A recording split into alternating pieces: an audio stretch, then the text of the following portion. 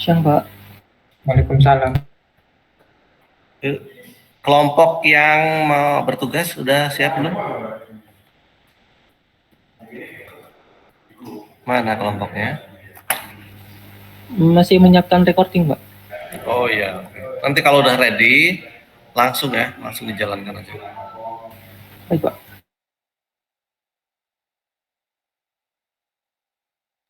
Permisi Pak Arits, mungkin presentasi akan dimulai menunggu saya diberi akses untuk record meet ini, Pak. Iya, Pak. Ini recorded. Oh ya, baik Pak. Oke. Assalamualaikum warahmatullahi wabarakatuh. Selamat siang. Jadi di sini kami akan mempresentasikan mengenai materi tekstur mapping.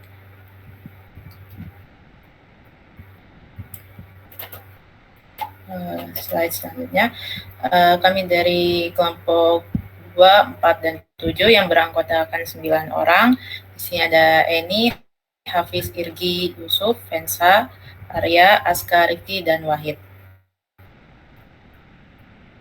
Lanjut.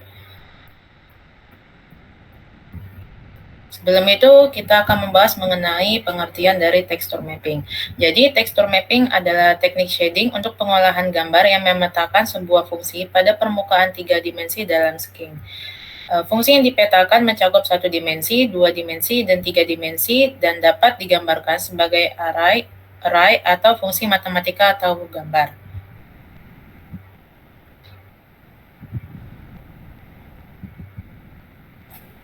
Selanjutnya yaitu untuk teknik tekstur mapping. Yang pertama ada flat mapping. Ini merupakan teknik dasar dari tekstur mapping untuk memetakan tekstur 2 dimensi pada objek 3 dimensi dengan permukaan datar, efisien untuk objek dengan permukaan sederhana dan datar seperti dinding atau lantai. Teknik ini tidak cocok untuk objek dengan permukaan lengkung atau kompleks. Yang kedua yaitu teknik cylindrical mapping. Teknik ini digunakan pada objek 3 dimensi berbentuk seperti tabung atau silinder. Melengkungkan tekstur 2 dimensi untuk mengaplikasikannya pada permukaan melingkar objek. Teknik ini cocok untuk objek seperti botol atau tong.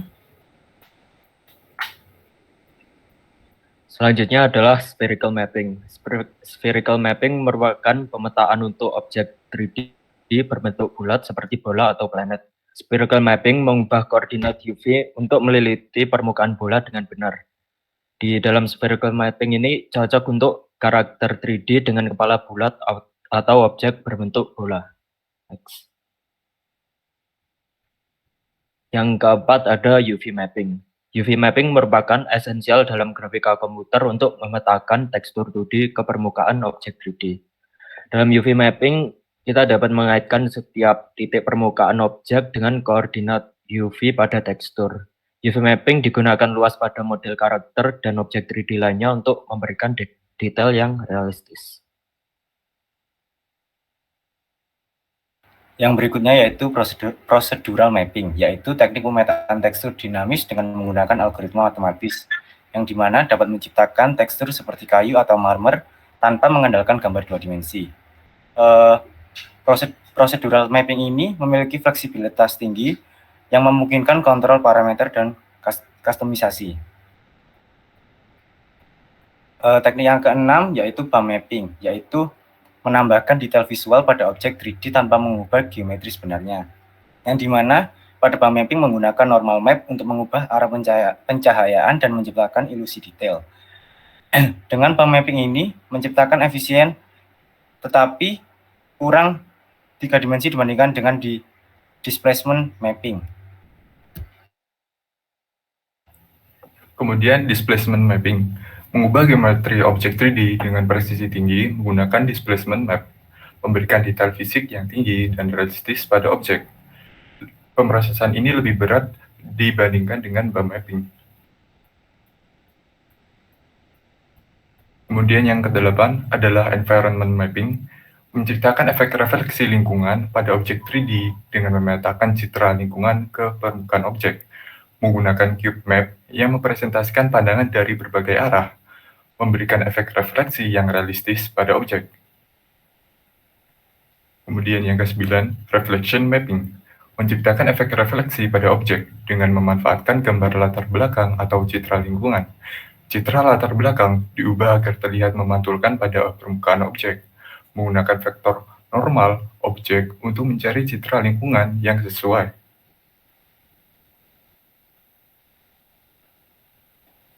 Selanjutnya yaitu langkah-langkah dalam melakukan texture mapping. Yang pertama yaitu membuat objek 3D. Buat objek 3D yang akan diberi tekstur, ini bisa menjadi objek sederhana seperti kubus atau bola. Objek dapat didefinisikan dalam bentuk titik, vektor, dan indeks. Yang kedua yaitu menyiapkan tekstur. Diperlukan gambar tekstur yang ingin diterapkan pada objek 3D yang telah dibuat. Pastikan gambar tersebut memiliki ukuran yang sesuai dan tersimpan dalam format yang didukung seperti JPG atau PNG. Selanjutnya dapat memuat gambar tekstur menggunakan POpenGL. Yang ketiga yaitu menerapkan tekstur. Saat menerapkan tekstur, perlu mengaitkan tekstur yang sudah dimuat ke objek 3D yang telah dibuat. Ini dilakukan dengan mengaktifkan modus tekstur dan menentukan koordinat tekstur untuk setiap sudut objek. Dan yang keempat yaitu menampilkan hasil. Setelah membuat objek dan memberikan tekstur, perlu mengatur tampilan dan loop utama untuk menampilkan objek 3D yang sudah diberi tekstur. Oke, dan selanjutnya tantangan dan membuat tekstur mapping. Ya, ini dibagi menjadi 8. Yang pertama, distorsi pada permukaan 3D.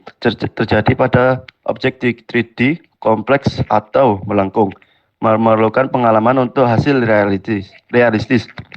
Yang kedua, pencocokan tekstur. Upaya memastikan tekstur sesuai diperpanjang permukaan objek sesuai 3 dimensi. Menghindari seam atau kesenjangan yang mengganggu. Next. Yang ketiga, resolusi tekstur, yakni pemilihan resolusi tekstur yang tepat untuk visual dan kinerja. Yang selanjutnya, resolusi tinggi bisa membebani perangkat keras. Dan keempat, aliasing, efek tangga atau started edge pada tepi objek. Terjadi pada objek dengan tepi tajam atau sudut. Selanjutnya yang kelima yaitu ada tekstur transparan, yaitu pemetaan tepat untuk tekstur transparan pada objek 3 dimensi.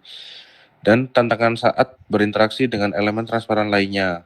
Dan yang keenam, mencocokkan tampilan. Memastikan konsistensi tampilan objek yang diberi tekstur.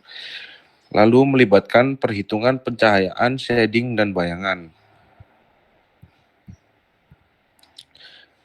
Dan yang terakhir ada kompatibilitas platform, yaitu tantangan dalam pengembangan aplikasi grafis untuk berbagai platform dan perangkat keras dan perangkat lunak yang berbeda memerlukan kompatibilitas.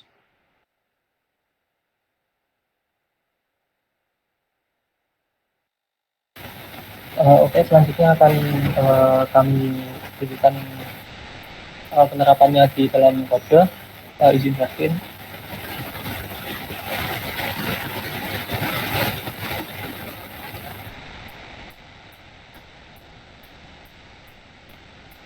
Oke,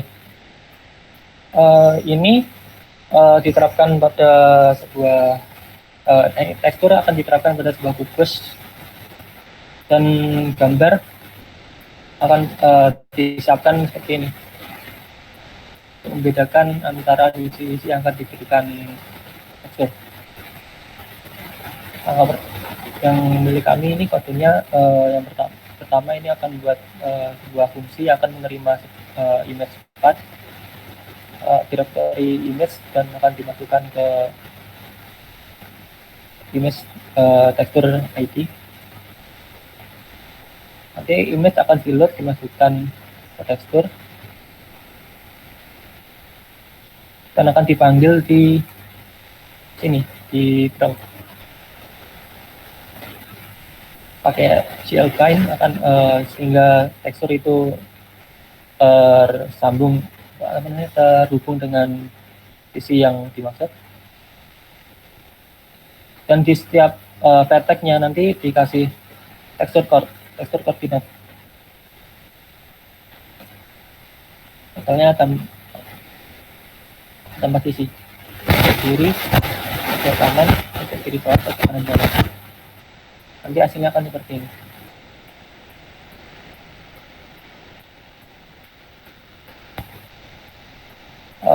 Untuk catatan ini akan terbalik-balik karena memang orientasi dari gambarnya berbeda untuk setiap sisi. Jika contoh seperti ini, kita punya sebuah kubus, jika dia itu dilihat dari belakang, nanti dia itu kelihatannya seperti ini. Makanya ini perlu disesuaikan untuk tekstur luas benarnya.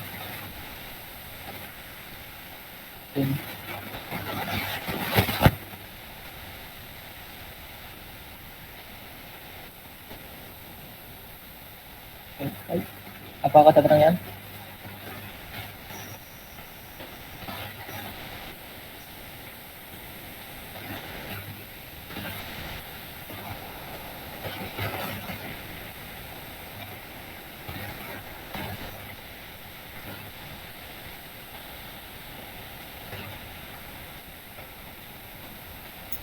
Baiklah, sekian dari presentasinya. Apakah ada yang ingin bertanya?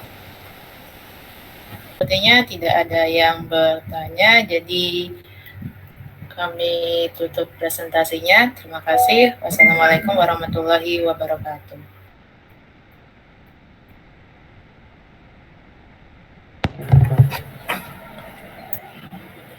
Cepat ya. Links, coba yang tadi share dibuka lagi dong file PPT-nya.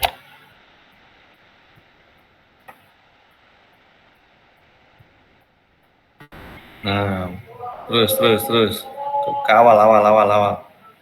Up, nah depan dikit satu. Maju lagi, next.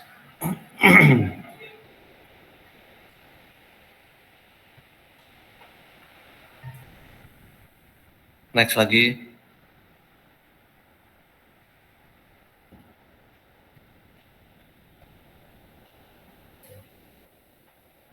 Terus. Terus.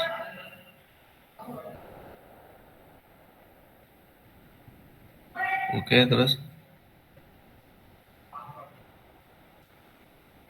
Next.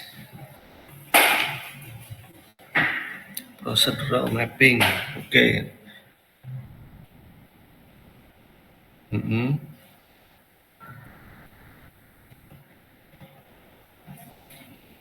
Next.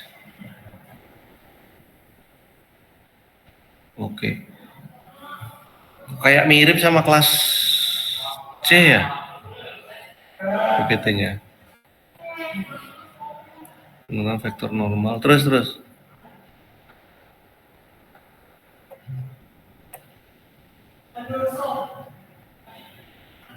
Tekstur. Terus coba ada ilustrasi pemetaannya nggak? Terus next.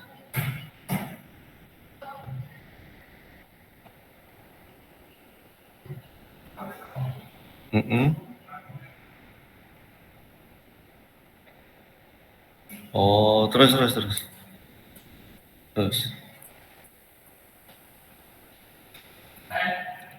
Udah ya? Oh, ini ada yang miss ini. Tekstur mapping ini. Semuanya cuma konsep tok ya. Harusnya tekstur mapping itu ada ini sangat konsep. Dan masih di sangat permukaan, sehingga dari kelompoknya ada banyak nih orangnya, tapi yang dibahas cuma sedikit, terlalu sedikit. Harusnya yang tekstur mapping itu bisa bercerita lagi untuk setiap pembahasan yang itu tadi ya. Ada yang UV mapping, ada BAM map, kan macam-macam. Ada yang apa, environment mapping itu seperti apa, itu harusnya bisa dijabarkan satu persatu. Jadi nggak cuma konsep aja.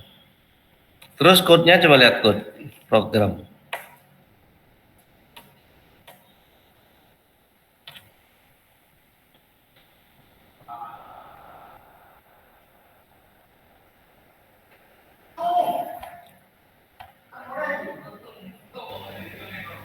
Program.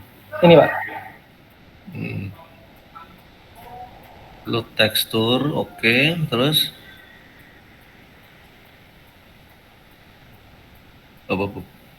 gambar. Nah, binding ininya gimana?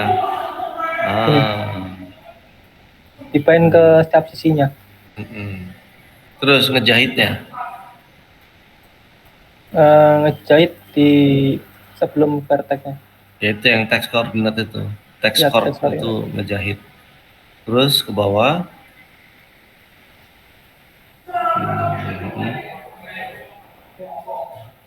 Terus sampai waktu udah. Ini hanya yang UV mapping ya? Iya Pak. Set mode.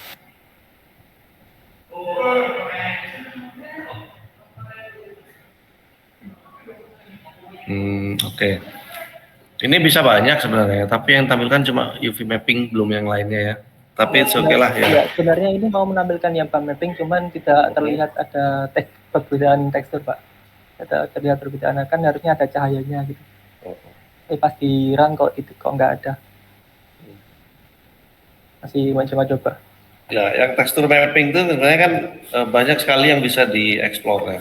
Cuman ini tadi agak terlalu sedikit yang disampaikan. Jadi ya kurang lengkap jadinya. Nanti bisa dieksplor lagi untuk ini. Oke, minggu depan itu saya ingetin untuk yang sudah memaparkan ini petugas. Bentar, saya kopikan dulu filenya. Ya, ini kelas B, sorry, salah. Kelas C. Nah, di Google, di WhatsApp grup saya share untuk nih mengumpulkan materinya di Google Drive seperti biasa bagi kelompok yang bertugas. Satu aja yang ngumpulin. Terus audiens yang lain adalah bikin resume. Resume dibaca ya instruksinya di dalam Google Classroom-nya, di assignment-nya itu. Oke? Udah. Kalau gitu bisa diakhiri ya. Bisa diakhiri, minggu depan lanjut lagi untuk pemaparan setelah tekstur mapping itu apa ya, lupa saya. Google Classroom. Classroom. Grafcom.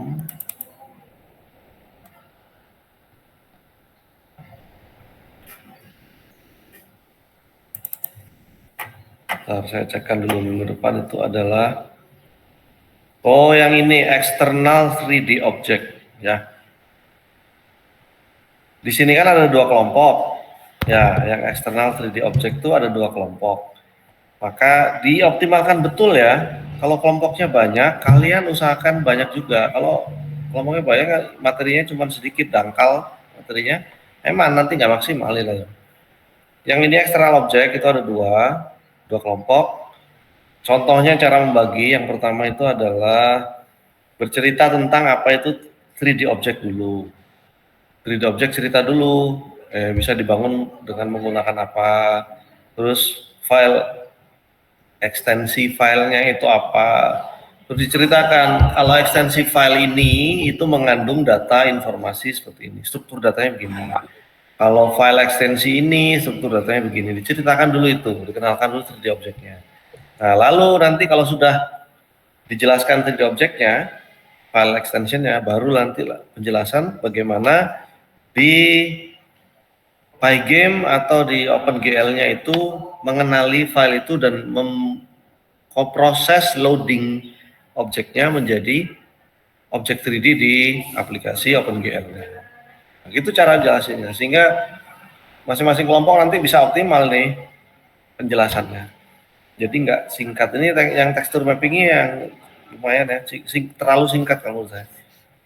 Oke, ada satu lagi ya, peer learning.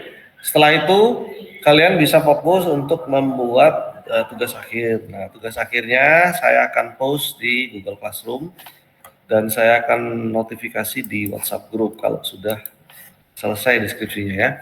Sementara itu dulu, terima kasih. partisipasinya kita lanjut minggu depan insyaallah. Saya akhiri, wassalamualaikum warahmatullahi wabarakatuh. Selamat siang. Waalaikumsalam warahmatullahi wabarakatuh. Selamat siang, Pak.